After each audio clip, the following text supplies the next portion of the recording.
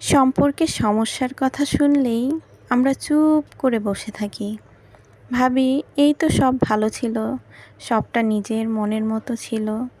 আজ হঠাৎ করেই সম্পর্কে এমন কি হলো যে এতদিনের এতটা যত্ন মুহূর্তেই সবটা শেষ হয়ে গেল। আপনিও এখন এই কথাটাই ভাবছেন। জীবনেও এমন সময় নিশ্চিত এসেছে। হয়তো এমন কেউ আছেন যার ঠিক এই মুহূর্তে এই সমস্যাটাই চলছে। হয়তো ভাবছেন যদি আজ থেকে মাত্র কয়েকদিন আগে গিয়ে সবটা ঠিক করে নেওয়া যেত। হয়তো এই কথাই ভাবছেন। ভাবাটা নিতান্তই স্বাভাবিক। আমরা বারবার ভাবি হয়তো আজকের বা এই কয়দিনের ভুলে সম্পর্কের এতটা ক্ষতি হলো। আজকাল সম্পর্কের ক্ষেত্রে একটা বিষয় খুব বেশি করে লক্ষ্য করা যায়। সম্পর্কে সবসময় একজনের চেষ্টা বেশি থাকে।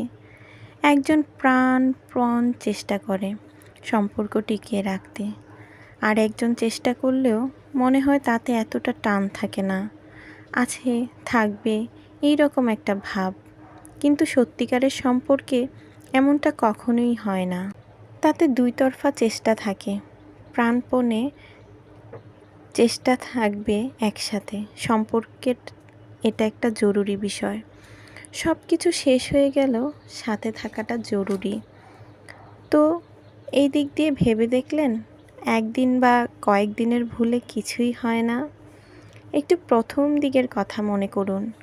তখনও ভুল ভ্রান্তি হয়েছে, একে অপরের উপর রাগ করেছেন, অভিমান বুকে চেপে নিয়ে রাতে ঘুমাতে গেছেন।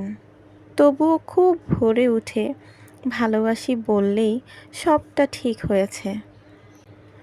তবে এখনের সাথে তখনের তফাৎটা কি আপনি বুঝতে চেষ্টা করুন। মন দিয়ে ভাবুন, কি বুঝলেন? আপনার দোষ আছে? হয়তো বেশিই আছে, তবে সম্পর্ক থেকে যাওয়ার থেকে বেশি কখনোই না। সম্পর্ক হতে হবে একদম বাড়ির মতো। সেখানে দিন থাকবে, রাতও থাকবে, তবুও ভোরের আলো একসাথে বুক পেতে নেবে সম্পর্কের দুটি মানুষ। এক হয়ে একসাথে আলাদা করে নেওয়া বা আলাদা হয়ে যাওয়ার কারণ ওদের মধ্যে অভাব আছে, ভালোবাসার অভাব আছে।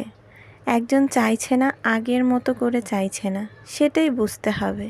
আগের মতো করে চোখের দিকে চাইছে না, আগের মতো কানের পাশে চুলটা সাজিয়ে দিচ্ছে না, শার্টের কলারটা ঠিক করে দিচ্ছে না, ইন করা শার্টটা খুলে এলোমেলো করে দিচ্ছে না। মানে যা আগে পেতেন এখন পাচ্ছেন না।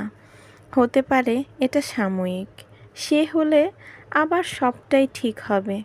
যদি দিনের পর দিন এই ধারা চলতেই থাকে তখন আপনাকে বুঝতে হবে, তখন মেনে নিতেই হবে সব কিছু ভালো হয় না।